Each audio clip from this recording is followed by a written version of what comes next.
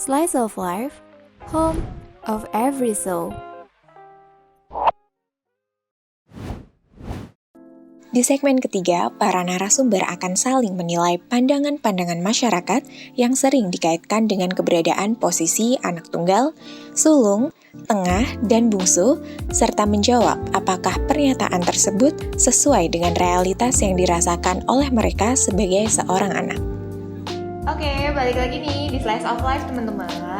Beralih ke segmen selanjutnya, yang mana segmen terakhir ya. Kali ini kalian bakal berdiskusi terkait stereotip masyarakat yang melekat pada anak tunggal, sulung, tengah, dan juga bungsu berdasarkan pengalaman atau perspektif dari kalian pribadi. Jadi di sini nanti kami sudah nyiapin beberapa pernyataan ya terhadap masing-masing anak, dan kalian bakal menilai nih benar atau enggak sih dengan cara menunjuk sisi true atau false pada papan yang ada di depan kalian. Oke? Nah, jadi mekanismenya kayak gini. Pertama-tama, aku bakal bacain pernyataan terkait salah satu peran anak di antara kalian. Terus, anak-anak selain orang yang punya peran tersebut bakal lebih dulu menilai true or false pernyataan tadi disertai dengan alasannya. Terakhir, anak yang perannya sedang dibicarakan akan mengonfirmasi stereotip tersebut benar atau salah, disesuaikan dengan pengalaman atau pandangannya secara personal gitu. Nah, nanti papannya bakal aku hitung 3, 2, 1 baru diangkat barengan ya. Oke, udah siap buat tahu pernyataan yang pertama? Siap. Oke. Pernyataan pertama, anak sulung adalah seorang panutan bagi saudara-saudaranya, disebut juga sebagai tulang punggung selain orang tua. Jadi untuk anak tengah, anak bungsu dan anak tunggal bisa ngangkat papannya terlebih dulu ya. Oke. Udah siap? Siap. 3, 2, 1. Oke, alasannya apa tuh yang bener duluan? Kalau menurut aku, anak sulung itu iya ya sebagai panutan bagi saudara-saudaranya, dan juga bisa jadi tulang punggung selain orang tuanya, karena dia juga kan pasti anak pertama kan, pasti harus jadi contoh juga buat adik-adiknya. Kalau menurut aku gitu. Oke, kalau aku milih false ya, karena kalau Aura kan anak sulung tapi adik-adiknya tuh masih kecil-kecil gitu ya. Jadi ya itu pasti sih kalau Aura jadi panutan. Tapi coba kalau anak sulungnya itu punya adik-adiknya tuh nggak terlalu jauh gitu loh umurnya. Jadi kan bisa aja tuh adiknya malah lebih dewasa, atau malah bisa jadi dia nasehatin kakaknya gitu kan. Jadi aku kurang setuju sih kalau dia jadi pengganti orang tua gitu. Tulang punggung orang tua, sorry. Kalau dari aku sendiri kurang lebih jawabannya hampir sama ya kayak Mbak Vivin. Kenapa aku milih yang false itu karena ya tadi balik lagi, kalau misalkan kasusnya kayak Aura itu mungkin ya karena jarak antara kakak dan adik itu terlalu jauh gitu. Jadinya ya pastinya kakaknya itu jadi panutan buat adiknya. Tapi kalau misalkan antara kakak dan adik itu jaraknya nggak terlalu jauh, misalkan 1 tahun, itu kan bisa juga adik itu memiliki pemikiran yang lebih dewasa dibanding kakaknya, karena umurnya itu terpautnya nggak terlalu jauh gitu. Itu terus yang masalah tulang punggung keluarga, kalau menurutku kurang sepakat ya. Anak sulung itu jadi tulang punggung karena ya tadi tergantung juga. Kalau misalkan kasusnya kayak Aura, mungkin bisa dibilang itu jadi tulang punggung karena terpaut umurnya terlalu jauh sama adiknya. Tapi kalau misalkan balik lagi, kalau umurnya itu nggak terlalu jauh, misalkan 1 tahun selisihnya, ya bareng-bareng bisa kakak beradik itu jadi tulang punggung bersama. Gitu sih kalau dari aku. Oke. Kalau dari konfirmasi dari anak sulung, bener atau salah tuh? Aku ya true. True. Kenapa? Tidak melihat aku ya, tapi secara general, secara penglihatanku bersama anak-anak sulung lain yang aku tahu, menurutku panutan saudara. Aku nggak tahu sih kalau dari sisi adik kalian melihat kakak kalian tuh gimana. Apakah kalian merasanya kayak itu harus jadiin panutan atau enggak. Tapi kalau dari konfirmasi adik-adikku sih, mereka tuh kelihatannya emang kurang lebih banyak mencontoh aku gitu. Berpatokan sama kamu. Iya, entah kayak contoh kecilnya kayak SMA deh, aku SMA jurusan apa, aku SMA di mana, itu tuh adikku tuh kayak benar-benar mempertimbangkan itu untuk dia gitu. Nah terus kalau tulang punggung selain keluarga ini aku sebenarnya 50-50. Karena benar tadi gimana kalau nggak hanya si anak sulung yang ternyata bisa kerja, yang adiknya juga bisa, itu mungkin si posisi tulang punggungnya bisa berubah gitu kan. Tapi mostly kalau kita bicara secara general itu tetap anak sulung. Jadi makanya kenapa aku pilih true. Oke, lanjut ke pernyataan yang kedua. Selalu ada untuk kakak atau adiknya, tetapi dirinya kerap kali diabaikan oleh keluarga. Pikiran anak tengah selalu bertanya-tanya bagaimana caranya diperlakukan spesial oleh orang tua dan saudara-saudaranya.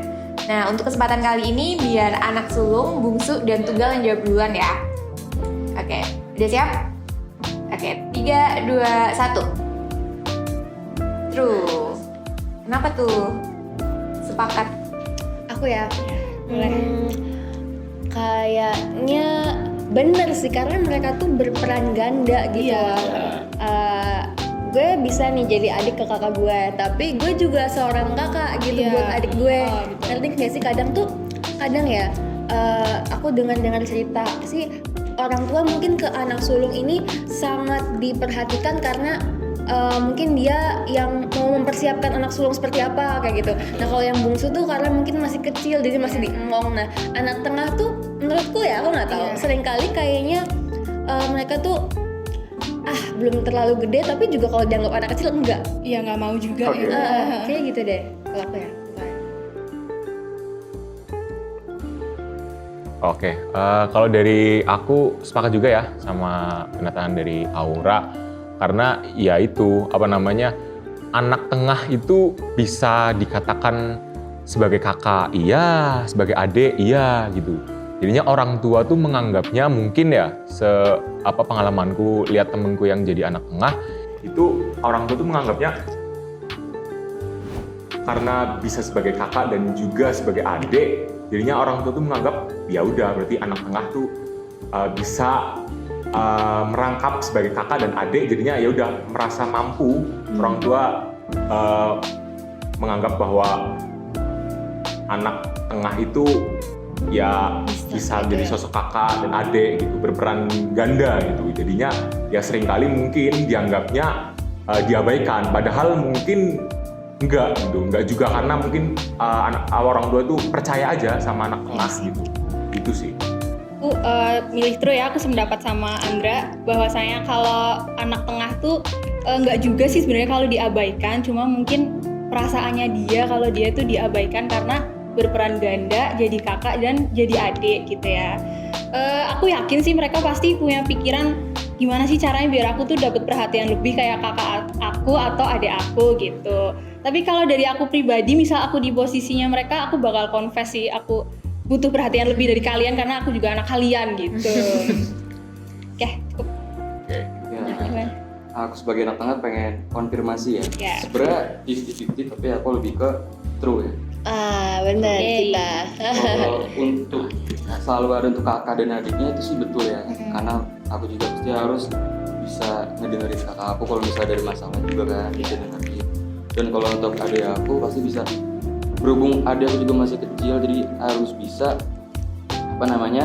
kayak ngebantu dia kalau ada kesusahan. Dan aku juga disuruh kayak ngejaga adiknya gitu kan, kalau ada apa-apa pasti aku yang suruh bantu karena kebetulan juga aku cowok gitu kan.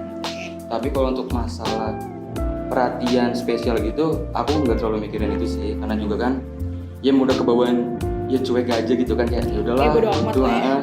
Jadi kayak jalanin aja gitu. Oke, pernyataan ketiga. Hidup selalu dibanding-bandingkan agar bisa mengimbangi atau menyaingi prestasi saudaranya yang lain. Anak bungsu bekerja keras untuk memenuhi ekspektasi keluarga terhadap sesuatu yang tidak bisa dicapai saudaranya. buat anak sulung, anak tengah, dan anak tunggal dipersilakan buat jawab duluan ya. Udah siap? Siap. Oke, 3, 2, 1. True. Siapa dulu yang mau jawab nih? Mungkin dari aku ya, karena aku juga pernah mengalami sebagai anak bungsu ya, beberapa tahun juga. Pasti iya sih, kayak harus bisa lebih dari kakaknya gitu. Kalau dari aku lebih ke masalah nilai atau dulu peringkat di sekolah gitu kan. Misalnya kayak kakak aku nilainya tinggi gitu. Jadi aku juga kena beban kayak kamu harus bisa lebih tinggi dari kakak kamu gitu. Pokoknya harus bisa lebih gitu, jangan sampai nilainya kalah gitu. Kalau dari aku begitu. Oke, kenapa aku milih true ya buat pernyataan ketiga?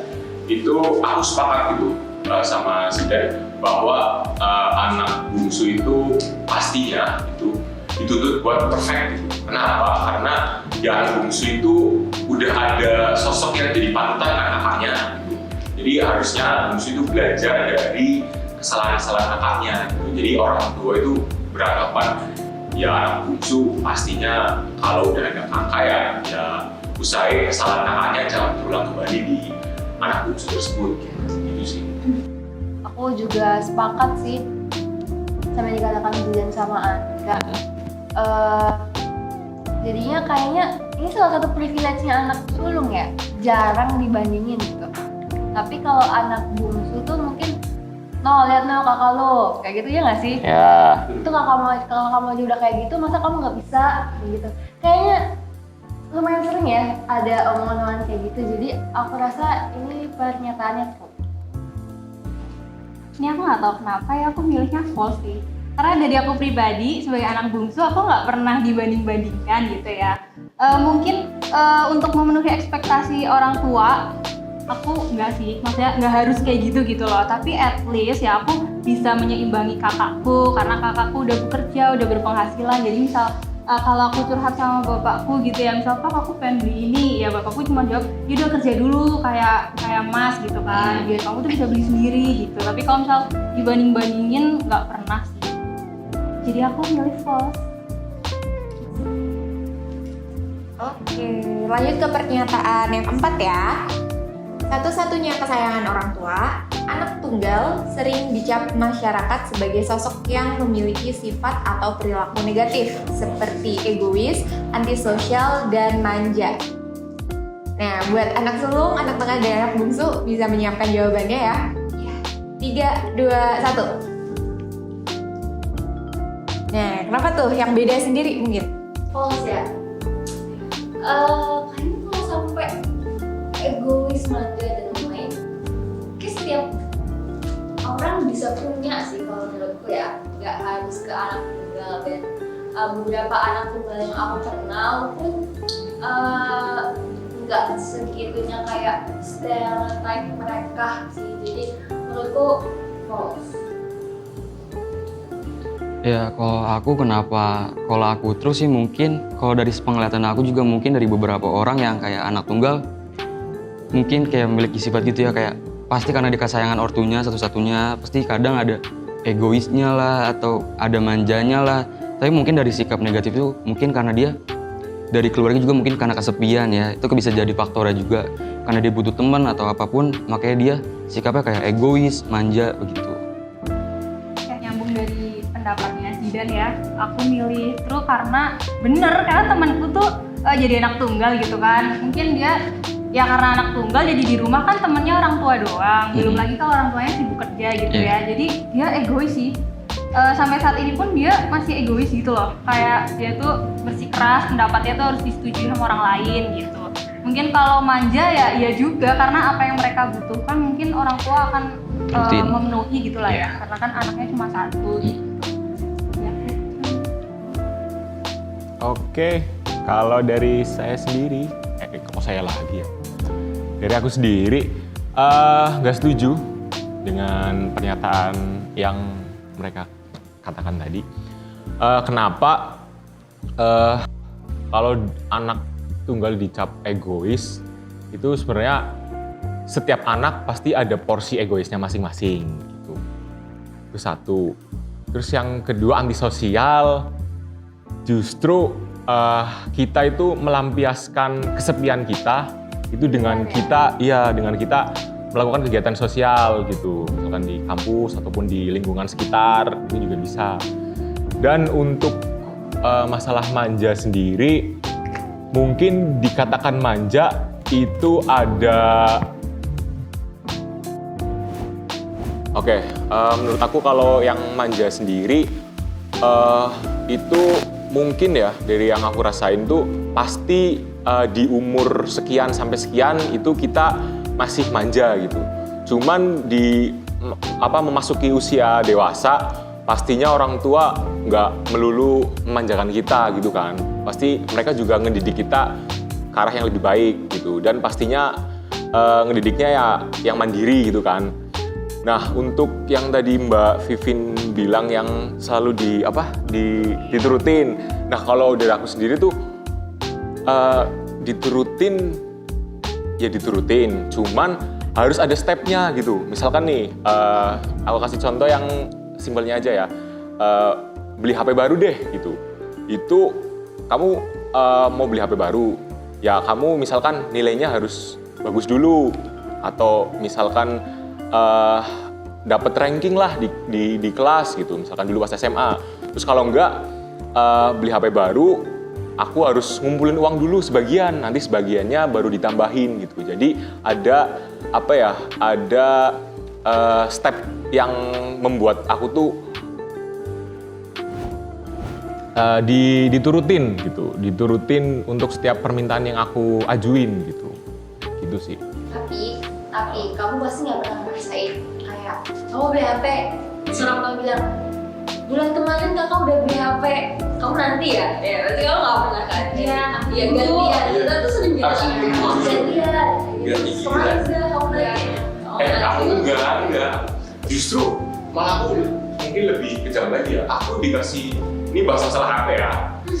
Aku dikasih kesempatan buat ganti HP tuh 4 tahun sekali. Tuh kan, gimana tuh? Tapi pasti nggak pernah ngasih kan kalau sebagai adik pasti pakai barang yang dari kakak-kakaknya. Iya, harus gantian. Turun-temurun. Nah, turun-temurun. Bicara turun-temurun, aku juga sama turun-temurun dari bapakku. Aku sih kebetulan suami baru ya. Kebetulan anak pertama gitu kan. Jadi Gitu sih. Ya, kenapa aku nggak sepakat ya? Karena itu sih. Aku ngerasain sendiri. Sebelum lanjut ke pernyataan yang kelima, mau ngasih sekedar keterangan aja nih. Pernyataan yang habis ini tuh bersifat general ya. Jadi kalian semua bisa langsung bareng-bareng aja ngangkat papannya, benar atau salah. Terus abis itu tetap juga menyampaikan perspektif kalian gitu masing-masing. Bisa gantian, sering gantian, oke? Udah siap buat pernyataan yang kelima? Oke. Jadi pernyataan yang kelima, masing-masing anak memiliki kedudukan sendiri, tetapi kita selalu merasa dan menganggap peranan kita di dalam keluarga lebih berat daripada orang lain, sehingga ada perasaan tidak menerima. Oke, bisa langsung bareng-bareng ya, aku hitung 3, 2, 1. Nah, sepakat nih. Kenapa? Kalau dari aku ya, kalau aku setuju sih kalau masing-masing kedudukan itu punya porsinya sendiri-sendiri. Itu untuk itu aku milih terus. Tapi kalau untuk menganggap peranan kita lebih berat daripada orang lain, aku sebenarnya milih posisi. Jadi gimana dong? Karena aku nggak merasa posisiku lebih berat daripada yang lain gitu. Oke. Kalau yang lainnya gimana? Kalau aku sendiri true ya. Soalnya benar, aku setuju kita punya kedudukan masing-masing, tapi dan kita tuh paham gitu kalau misalkan oke, anak tengah tuh gak enaknya kayak gini, anak bungsu tuh gak enaknya kayak gini, kita tahu gak enaknya, tapi balik lagi ya, menurutku ini sifatnya manusia, karena yang kita rasain itu posisi apa, misalkan aku posisi sulung ya, aku merasanya oh ini yang susah kayak gitu. Tapi pun aku nggak akan menutup mata menganggap yang lainnya itu lebih remeh dari aku. Aku paham, tapi aku tetap merasa ya aku susah gitu. Ya, kalau dari aku sendiri sama ya, aku milih kayak Aura. Itu Itu karena apa? Karena ya bener gitu, misalkan aku nih anak tunggal, pasti aku ngerasain tuh kepedihan yang aku rasain kan. Nah aku tuh nggak ngerasain kepedihan yang mereka rasakan gitu. Jadinya ya aku nganggapnya ya aku yang paling susah gitu, jadi anak tunggal. Ya kalau dari aku sendiri, aku juga setuju sih karena emang betul kan setiap anak punya kedudukan dan kesulitannya masing-masing gitu kan. Tapi balik lagi dengan aku sendiri kan sebagai anak tengah yang punya peran ganda gitu kan. Pasti ya kadang kayak ngerasa capek lah gitu. Harus jadi inilah, harus jadi itulah gitu sih. Jadi lebih capek aja gitu. Oke, lanjut ya ke pernyataan yang terakhir. Dengan posisi sebagai anak sulung, tengah, bungsu, atau tunggal, terdapat hubungan yang spesial bersama orang tua. True or false? 3, 2, 1. Oke, ada yang 2 bener nih. 2 bener, 2 salah. Mau yang mana dulu nih? Yang salah dulu deh. Oke, aku pilih false karena sebenarnya ini balik lagi ke bagaimana setiap keluarga itu menyikapi posisi anak ya. Tapi kalau misalkan di keluargaku sendiri, ayah ibuku tuh bisa membagi peran sama anak-anaknya kayak gitu. Ketika aku bisa diperlakukan sebagai anak sulung, adikku ya diperlakukan sebagaimana mestinya kayak gitu. Jadi aku merasa kayak nggak cuman aku sebagai anak sulung yang punya hubungan spesial sama orang tua, pun adikku juga punya hubungan spesial sama orang tua aku, sebagaimana posisi mereka masing-masing. Jadi kayaknya kalau menjadi spesial sendiri sih aku nggak merasa gitu ya. Ya kalau dari aku juga false karena aku sendiri ngerasa nggak ada ya hubungan spesial antara anak gitu sama orang tua. Jadi kalau di keluarga aku juga kayak setiap anak sama orang tua itu jadi kayak sama aja, porsinya dibagi sama rata gitu. Jadi nggak ada anak kesayangan atau anak itulah. Jadi semuanya dibagi sama, dibagi rata. Oke, kalau dari aku sendiri ya sebagai anak tunggal, aku pilih true ya tadi ya. Itu dikarenakan ya kan aku anak tunggal ya. Nah perhatian orang tua itu kan pasti terfokusnya sama aku. Iya kan, nggak mungkin yang lain. Nah makanya ya itu pasti jadi hubungan spesialku sama orang tuaku. Terus juga apa-apa yang diprioritaskan kan cuma aku gitu. Jadinya ya secara otomatis aku jadi yang spesial. Asik banget nggak? Enggak dong. Konteksnya enggak dong. Menurut aku ya sebagai anak bungsu, aku merasa ada sih hubungan spesial, sangat spesial gitu ya kan. Karena ya balik lagi, kakakku kan udah besar, jadi udah jarang di rumah, udah kerja gitu ya kan. Jadi yang di rumah cuma aku. Jadi ya mau manjain siapa lagi selain anaknya sendiri gitu. Oke, nah semua pernyataan tadi tuh udah kita bahas ya, benar atau tidaknya udah dikonfirmasi pula sama sudut pandang posisi anak dalam keluarga yang gitu. Nah dengan demikian kita sudah sampai di penghujung acara nih. Sebagai penutup ya, tapi ada nggak sih pesan yang pengen banget kalian sampein ke teman-teman yang lain yang menyandang status sama seperti kalian di keluarga gitu masing-masing, kayak sebagai sulung, tengah, bungsu, dan tunggal gitu. Mulai dari siapa dulu? Ya sulung. Oke. Halo teman-teman sulung di luar sana yang menonton video ini.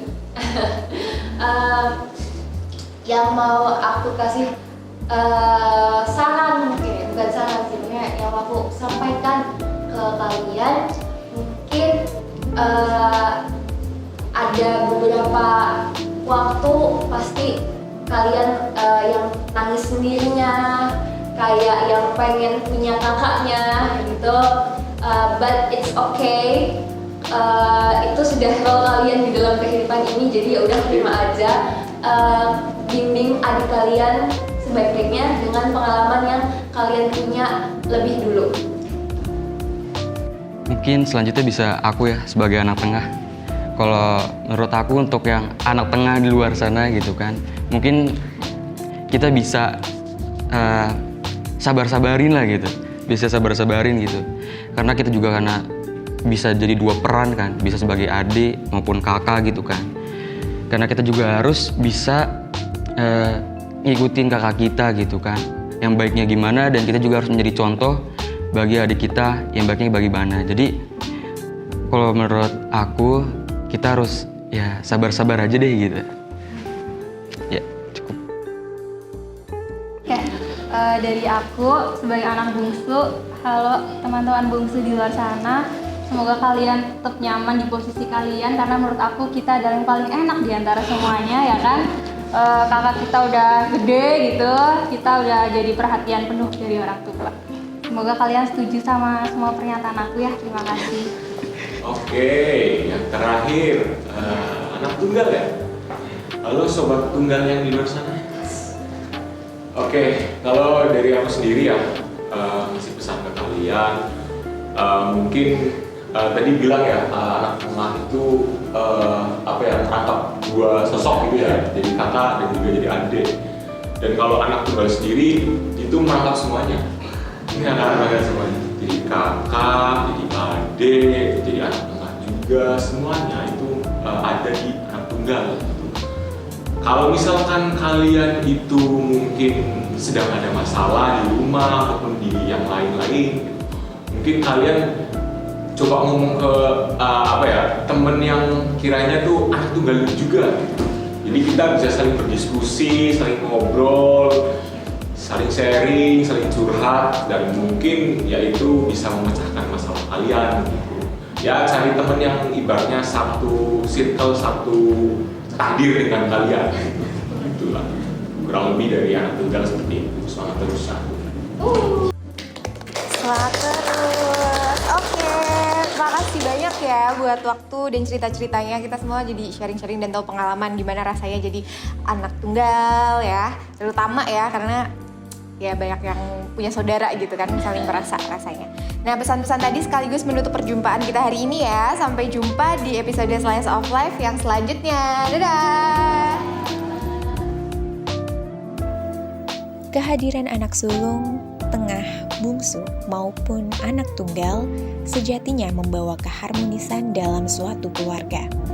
Perbedaan tipikal kepribadian mereka adalah tanda bahwa masing-masing peranan tersebut menghadapi permasalahannya sendiri-sendiri. Bukan perkara lebih baik atau lebih buruk, sebab semuanya dilahirkan ke dunia ini pada kedudukan yang sama, yakni anak-anak manusia, yang pantas mendapatkan perlakuan adil dari insan yang lainnya.